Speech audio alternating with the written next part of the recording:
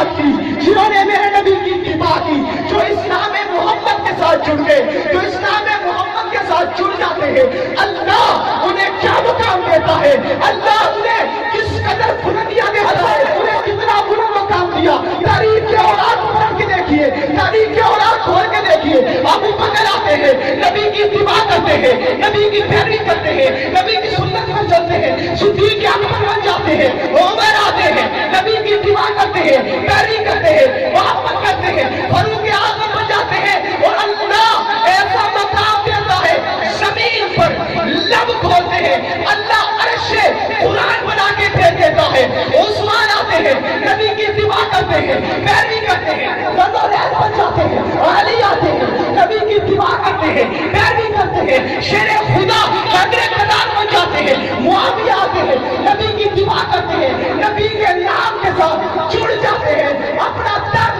من دھن سب کچھ لٹا دیتے ہیں پیارے آقا کی خدمت میں، پیارے آقا کی محبت میں، پیارے آقا کے نام پر، پیغام پر، اسلام پر، مشن پر راتب فقیر بن جاتے ہیں۔ اب آتا ہے نبی کا ایک غلام جو رنگ کا کالا ہے، حبشہ سے تعلق ہے، موٹے ہوٹ ہے، ایک غلام ہے، نبی سے محبت کرتا ہے۔ کبھی اس غلام کے سینے پر پتھر رکھے جاتے ہیں، کبھی اس غلام کو